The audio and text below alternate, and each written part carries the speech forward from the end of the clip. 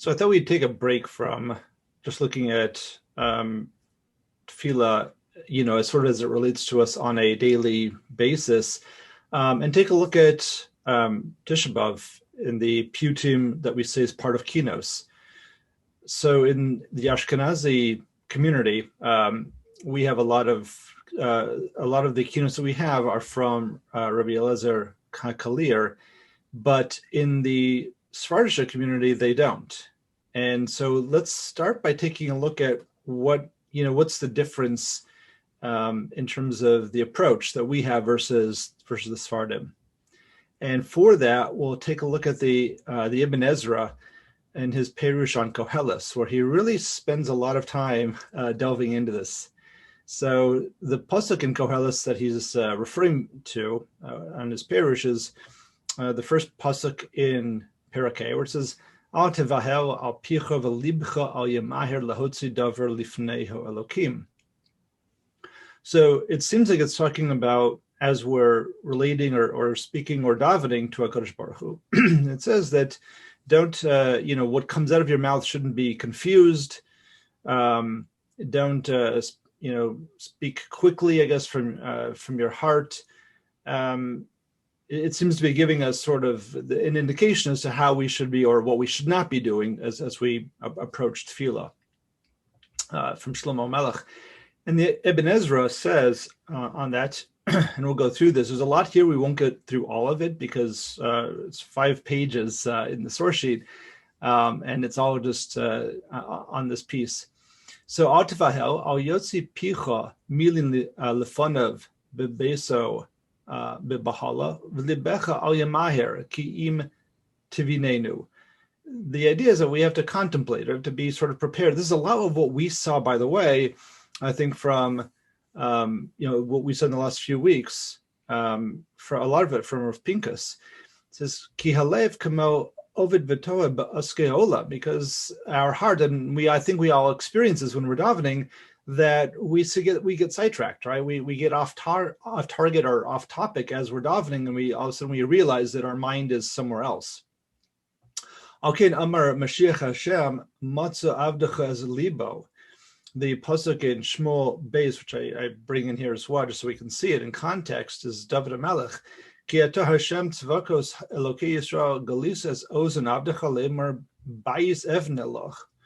This is where David HaMelech is saying he is a sort of relative tranquility in his malchus at this stage, and he goes to Nasan and Navi and he says, "I want to build the Beis HaMikdash." And the pasuk says, "Alkein matza avdecha el esliba lihispalo elecha es hatfilah zos." This is what he's davening for, and he says, "This is therefore this is your servant," meaning him, he himself. He's talking about himself, about how he's approaching that tefillah, that he's preparing his heart, esliba lihispalo elecha, and that's what the Ibn Ezra quotes over here.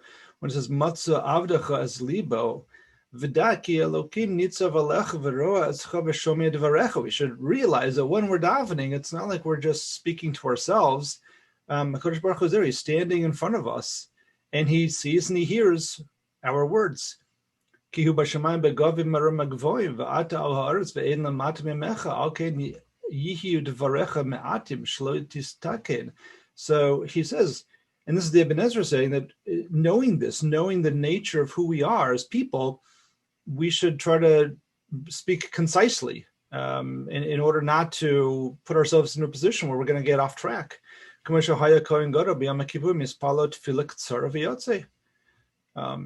is just like the Kohen Gadol on Yom Kippurim. Again, very focused, very short davening in order to stay focused.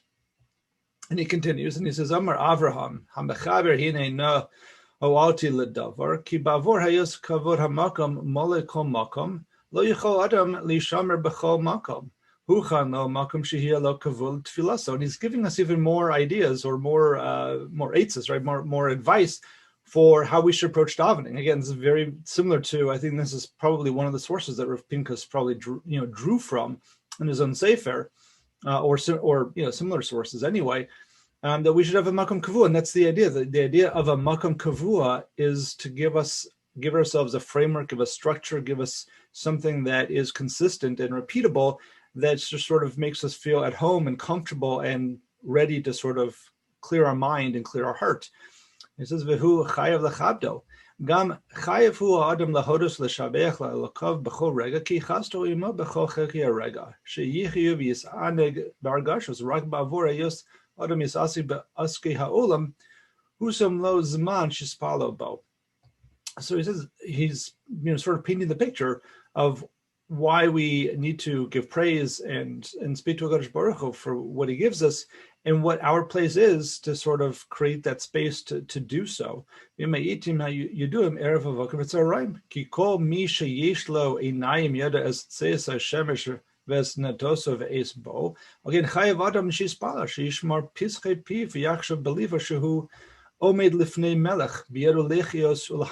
to realize who we're sitting in front of.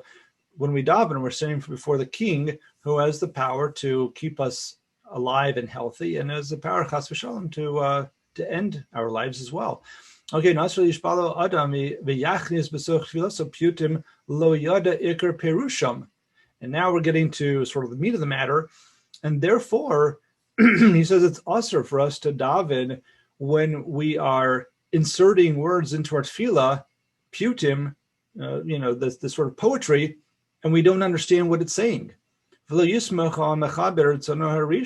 just be somich, you can't rely upon the author that he's putting the right words in your mouth. Because none of us are perfect, we should be using our own words. So now he calls it out specifically. So it says, and when we're talking about those putim from Rabbi Eliezer Kalir, menuchaso kavod, there's basically saying olav shalom, or zecher tzadik livracha. So he's giving proper kavod to Rabbi Eliezer Kalir. However, he has a problem. He says, arba devarim kashim. He says, I have 4 questions, I have 4 kashas, 4 issues with using these putim from Rabbi Eliezer Kalir. Hadavar echad ki Rube Put of Chidos Umishalem. So the first problem is, and I think we all realize this when we're talking about, or when we're opening up, like the Kinos Sefer on Tisha B'Av, but we also use those putim on Rosh Hashanah Yom Kippur as well, and they're very difficult. They're full of riddles and mashalim, metaphors that are difficult for us to understand. V'azkir miputav echad v'hu liyere yakpil v'chadashim yakpil yom ze pur hipil umitzion yimloch. So he says, I'm going to quote from one of the putim. He says, yesh meforshim. So what does it mean, liyere yakpil? For those who fear, it gets folded. What does that mean? And we'll just go a little bit into this, but we're going to try and move along without having to, without spending or going to all the depth of his analysis of the putim. But it says, Yesh meforshim ki yarehu biyud. So one way to understand it is yare means those who fear. V'nyanehu ha-mashiach yakpil ha'artz lefanav v'chadashim yakpil. And therefore, the idea behind it is that the land will be sort of folded in front of him, and that the months become doubled. And this way, I think what he's saying is it's referring to Mashiach, that the days will happen sooner, and he'll come quicker, I guess. But some say no, it's not Yireh that way. It's Yireh without a Yud, and therefore you don't. In other words, the Shoresh is not with the Yud. It's lesson of we see your path in the valley, meaning looking back at the quote from Yirmiyahu, that we're looking at somebody and saying these are all the faults that you have, and therefore what your past is sort of destructive. So there's 2 very different ways, and this is what the Ibn Ezra is really, I think, getting into here, is that when you start looking at the Meforshim, there's a lot of Meforshim on Rabbi Eliezer Kalir's putim, but when you start to dive into that, you see that there are very, distinctive and very different ways that different Meforshim are seeing the same piyut and they're understanding it in very different directions. So, and he goes further, to sort of drive this point home. So we're just going to keep moving along. Jeff, when did the Ibn Ezra live? The Ibn Ezra lived. That's a good question. So I don't know exactly, but the Ibn Ezra is was the Rav. I mean, he's part of that whole cheder with the Ramban, right? Wasn't he? I think he lived before the Ramban. I'm not sure if Uri or if Shai knows, but I think that, he was also one of these Sfardisha Meforshim, right? On the Ibn Ezra is often quoted by the Ramban. And by the Rabbeinu Bachaya, who was a Talmud of the Rashba, who was a Talmud of the Ramban. So I believe the Ibn Ezra is living, I believe maybe even before the Ramban. Maybe he was a contemporary of the Ramban. I'm not quite sure. So 1100, 1200. Yeah, he was one of the Rishonim. Okay. Right. He was born on Wikipedia. It's 1099. 1089. Yeah. 1089. Okay. Right. That makes sense. So I looking Google faster than you guys. I know nothing. This is Wikipedia. Oh, that's yeah. So yeah, but he was one of the Rishonim, so that would make sense that he was in that time period. Thank you. Sure. Okay. So that's the first. He says that's the first point, or the first kasha that he has, is that everything in these piyutim is all just chidos and misholim, very difficult to understand what really is the meaning behind the words. But he doesn't stop there. He says v'adavar hasheni shepiyutav meuravim b'lashon Talmud. But then the piyutim are also quoting from the language of the Gemara itself. V'yadua ki yesh kama lashonos v'Talmud. And when you're quoting the Talmud, the Gemara, you're going to inevitably bring up different languages. Lashon HaKodesh, and that's not just Lashon HaKodesh. Lashon Mikra Lachud, Lashon Talmud Lachud. So he says, why should we be davening? This is a piyut now. It's containing other languages inside of it. Why should we be davening in these foreign languages? Hello, Nehemiah hochiach medaber b'lashon Ashdodis. We saw this, I think, this quote last week as well, maybe this week before, by the Rambam, saying that why did the Anshi Knesses Agadola set down the davening the way that we have it? Because of all these foreign languages, we didn't want all the foreign languages getting into our davening. So that's what the Ibn Ezra is saying. Why are we putting foreign languages into our davening? By including words from the Talmud into davening.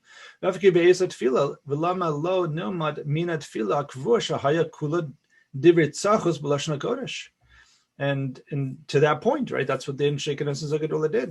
They set everything up. All the tefillos are set up in Lashon HaKodesh. Right, all these you have Greek and Persian words and in other languages, Arabic words in there inside the Talmud. So that's question number 2, or problem number 2. V'adavar hashlishi, afilu hamilu shehem belashon hakodesh, even those that are in Hebrew, yesh behem te'uz gedolos. He took a lot of, he took a pretty broad stroke in terms of how he uses a language. So he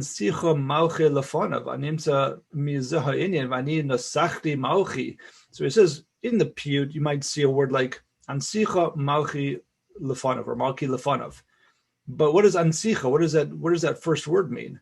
So the Ibn Ezra says, "Vani nasachri malchi." You could say nasachri, but who mina binyan akal. That's binyan akal of past tense. Al mishkol nafalti v'nadarti v'ha'asid asuch, or if you want to put it in the future, it's asuch ensoch k'mo epol ve'edor umin habinyan akavid yomar hipil v'asid apil v'chein min hasich yomar yasich o ansich b'haros hanun. Right, but he's creating a new construct of ansicho. What does that mean? So v'nei yihya perush ansich hamalchi asa mimanu nasuch mo bal asich nischehem midam. And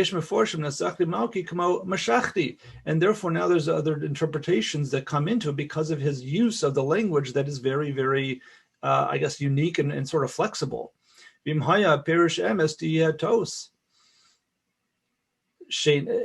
therefore, regardless of, at some point, I guess no matter which way you look at it, you're going to end up with a mistake if in terms of how you interpret what that word is trying to actually tell you.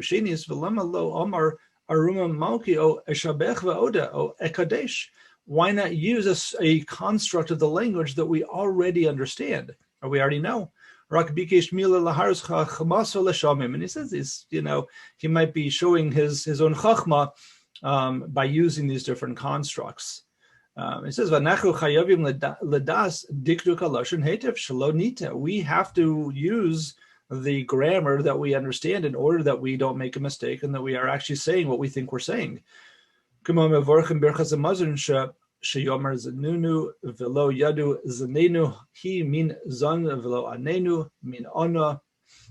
But what he's trying to say is that it is important how we pronounce words in the way that we say them, because it's not enough that even if we are thinking about what it means, that we're saying to ourselves, yes, Hashem is the one who provides sustenance, and that's Zenenu. If we're not pronouncing it correctly, we are saying something different, right? Like we say this in Shema, for instance. Just an example that comes to mind when we say Leman Dizgru, right? Some people really sort of pronounce the Zion in there. So we say Leman Dizgru, Vasisemes Komitzvasai, right? It's in order that we should remember. That's what the tzitzis are for, so that we remember all the mitzvos. But if you are saying it quickly and you say Leman Tiskaru with a sa, which sounds like a sin, you could be saying in order that we get schar, that we get payment. We wear mitzvahs in order that we get schar for the mitzvahs that we do, right? And so there are those, like I said, that will emphasize the mandiz group. They'll really make the zayin emphasized, because it's not enough that how we think about what the words are. We have to pronounce them correctly, and so the Ibn Ezra is taking issue with the fact that there is a sort of liberal use by the Kaliri of how to use the Hebrew language. One quick aside on this, I heard it's often quoted now from Rav Soloveitchik that apparently in one of his shmuzim on Tisha B'Av, where he's actually analyzing the Kaliri Piyutim, that he says that it's actually the flexibility of language, that words that like Shoshana is always rose or whatever, lily, whatever that flower is, that's always feminine. He made it Shoshan. He would make it masculine. And he says that Rav Soloveitchik said that it was this use of inflexibility that he introduced into the Hebrew language that enabled modern Hebrew to sort of come about the way it is and really be able to become a more functional day-to-day language. Anyway, that was just a quick aside from Rav Soloveitchik, but clearly the Kaliri was using Hebrew in ways that was sort of violating the rules that we knew from Tanakh. Okay, and he gives more examples of this, but again, we're just going to keep moving through. Because he gives a lot of examples of this. So then he says, V'hadavar haravi. So we have three kashas already. Now we have a fourth one. Shekol piyutiv mileim midrashos v'agados. So I already said before that he includes pieces from Talmud, but now he's also including the midrashos v'agados. V'chachmenu amro ein mikra yotzi midei pshuto. But we know that when we are quoting or psukim and davening, which is what we often do, that the Mikra says it shouldn't really leave the realm of pashtus, and it shouldn't be traveling into the ideas or the realms of midrashim and agados. Imkein ein roi lispalo ela al derech pshat, v'lo al derech sheyesh lo sod. We shouldn't be davening with these ideas of of sod, of the hidden aspects, right, the nister aspects of Torah. Ohu derech mashal, or again these metaphors. Ohu ke'inyan she'ein halacha kamosa oshis parish le inyanim rabim. The things that start to, sort of give way to many different ways of understanding the same idea. Every time it says, the Midrash says in Shir Shirim, every time you say the word Shlomo, meaning Shlomo Melech, these pashtos, that's what we think it is. It really means, we're talking about HaKadosh Baruch Hu. HaMelech Sha'ashalom Shalom means the king that, that is Shlemus, that is Shalom. Hanachon sheyomar adam b'tfilaso hoshienu hamelech shlomo. Should we start davening and using that word because it is a metaphor for Hashem? So therefore, we should start davening hoshienu hamelech shlomo. No, we're not davening to Shlomo. We don't want it to sound like we're davening to Shlomo. We use Shem Hashem in our davening. We don't use metaphors. Is what he's saying. V'hinei matzana b'mikra ha'omrim ma masa Hashem v'yedu ki yesh masa kamo nevuah. Hashem gives more examples of this. There was one. So just to, I guess, finish this up. And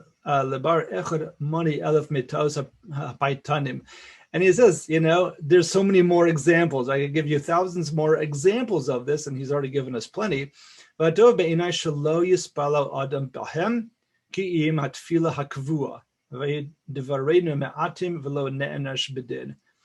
says we should really be using simple language.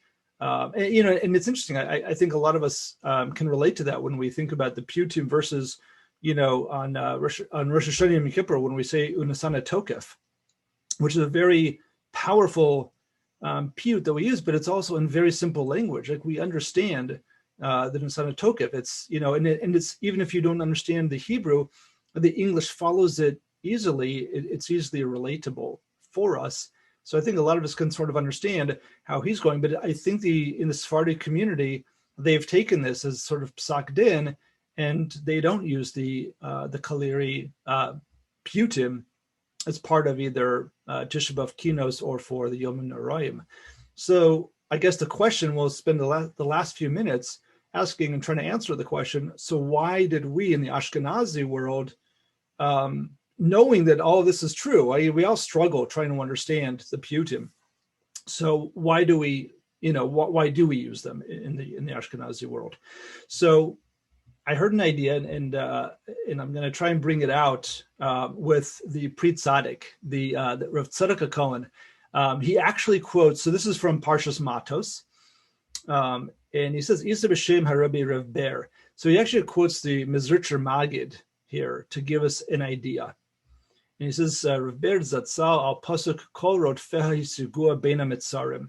So at the beginning, there's the pasuk at the beginning of Eicha, where it says that all of those who are chasing Bnei Yisrael, this is the beginning of the Galus from Nebuchadnezzar destroying the Beis Hamikdash, and all those who are chasing after us were able to catch up to us. Beina mitzarim, right? We'd say between the mitzarim, right? And this pasuk is why we refer to the 3 weeks as the Beina mitzarim.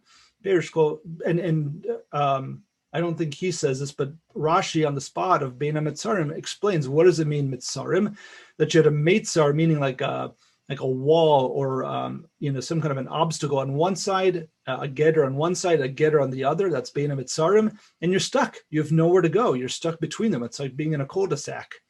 So that's the pashtus of what Beina Mitzarim is, and that's why we say the 3 weeks is that, because the 3 weeks are bookended between Yud Zayin B'Tammuz and Tisha B'Av, right? So those are the two sort of walls that we're sort of stuck between in the 3 weeks.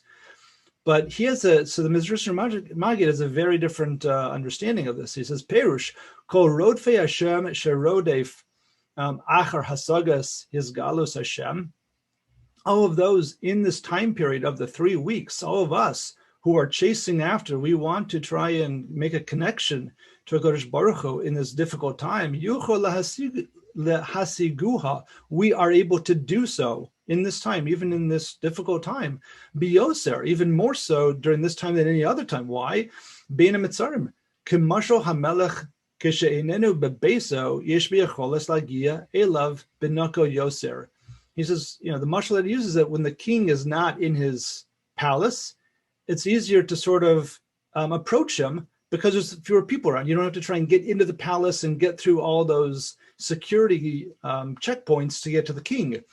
He says so too. In the time of the 3 weeks, HaKadosh Baruch Hu's house was destroyed, the Beis Hamikdash was destroyed, and therefore there is this ability to approach HaKadosh Baruch Hu in a more direct way. So this is certainly a pella, right? This is not the typical way that we understand, it's very Hasidic understanding of it, but it certainly isn't the Pashut way that we understand the 3 weeks. But this is what he's saying. Ki chof beis yamim shebein hamitzarim hem neged chof beis osios haTorah she'avri Yisrael az k'reisa b'medrash Eicho. There's a medrash in Eicho that talks about the 22. There's 22 letters in the Aleph Beis, and he says 22 days in the Bein HaMetzarim. I'm not sure how he gets, where the 22nd day is. Maybe it's the day after Tisha B'Av, because that's considered when the Beis HaMikdash was still on flames. I'm not sure, but he says there's the 22 days versus the 22 osios, so the letters in the Aleph Beis. If you count all the days, Jeff, starting with Yud Zayin Tammuz, including Tisha B'Av, it's 22. It's not 21. You don't have 3 weeks. Oh, okay. Oh, I see. If you're counting inclusive, then you would get 22. Okay, even better. And he says that's why we also, in our Kinos, so many of our Kinos follow the acrostic of the Aleph Beis. Which is, it's a powerful construct, but he says it's an illusion, or it's part of this idea too, that the Oses of the Torah are right there in the 3 weeks. V'yud zayin b'Tammuz hu neged os aleph, that the letter aleph is at the beginning at Yud zayin b'Tammuz shebo b'yom nishtabru haluchos hamaschilim ba'os echad anochi. And there's a connection there that the first day, and what was Yud Zayin B'Tam was all about, is about the fact that the luchos were broken. That's when Moshe Rabbeinu comes down at Cheta Egel and destroys the luchos. And the luchos are aleph because Anochi Hashem Elokecha. The Tisha B'Av hu neged Taf al Shem Tam in Avonecha Bas Tzion, that Sheshofech Chamaso al Eitzim va'Avonim, that the pasuk Tam Avonecha Bas Tzion, that HaKadosh Baruch Hu pours his wrath out on the wood and the stones, meaning the Beis Hamikdash itself, and not destroying us. V'zeh lashon Bein HaMetzarim ke'Meitzer Mekan or Meitzer Mekan. That's Bein HaMetzarim. That's sort of what is the Meitzer here and the Meitzer, that we're between the two Meitzers. Shein listater apashtos lo kodam haMeitzer v'gam lo acher Tisha B'Av shekavar niska v'nishlam hakol daika b'yomim halalu beso chaheser kamo sherin d'shedaika achar churban abayis hischo espashtos v'zrabos tor shabal peh al yedei atanoim v'aramoraim. So he's giving us a really interesting idea here, that he says that part of the power of the Bein HaMetzarim, of the 3 weeks that we are in the middle of, and this idea that it's connected, the osios of the Torah, is that also think about it. What happens right after? Maybe not right after, but what is Tisha B'Av, the first Tisha B'Av of the first Beis Hamikdash being destroyed, lead towards? It leads towards the period of the Nevi'im. It's a 70-year process. We have the second Beis Hamikdash, but what happens after that? When that Beis Hamikdash is destroyed, the second Beis Hamikdash is destroyed, it leads right into the period of the Tanoim and the Amoraim. And he says that Tisha B'Av leading right into an incredible expansion of Torah Shabal Peh, Aydei Tanoim v'Amoraim she'amdu achar zeh davka. It's specifically at this point in time when you have lost the second Beis Hamikdash for a long period, and we're still in that process, that's when there's this incredible expansion of Torah Shabal Peh. And Ukamosha Amar Medrash Ikar his Galus or Shvapehu Daika Ayade Tsar Yisurim Aleim Nemar Haem Haochim Bechoshech Ru or Godo. He says that specifically we have to go through a difficult process of a process of difficulties in order to be able to come to the great light, meaning that the great light meaning this expansion of Torah Shabbat Peh. But that's really the power of what brings or of what gets us through the 3-week period, is what he says. I'm going to skip down just because we're sort of out of time, but I just want to get right to the bottom where he connects it back to something that we learned a while back. And he says, "B'makom shebaut shuva omdim tzadikim gemurim enam yochim la'amod." Right, the Gemara that we saw before, that the place of that the Baal Shuva stands, that the tzadikim gemurim cannot stand. Amram zal, in the Gemara Menachos that we saw, my time ataya kare dahe v'chulei. Right, we saw this, that why is the leg of the hay dangling? It's because if you want to do tshuva, you have to go around to the top. You can't just come back in underneath it. And he said that's exactly what we're talking about here, is the power of the 3 weeks, is the power for us to sort of get back up into that top of the hay. He's again connecting it to the Gemara and saying that this is the power that we as Balei Tshuva can stand somewhere where even the tzaddikim gemurim cannot. And so really it's all about Torah Shabbat Peh. And so the connection that I have heard from Rav Aaron Kahn is that why do we use the Kaliri piyutim, even though they're so difficult to understand, so difficult to connect with?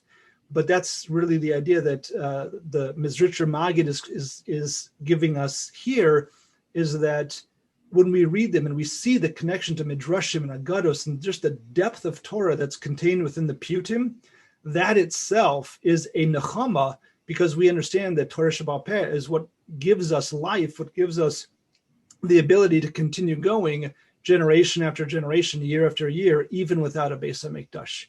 And that's apparently, perhaps, again, this is according to Aaron Kahn, but that's perhaps why the Ashkenazim have kept these piyutim, even though we all struggle understanding them. So maybe, as we look at them on Sunday and do the Kinos, it gives us a bit of a nechama, thinking, wow, look at the depth of Torah that the Kaliri is giving us. That is really our life.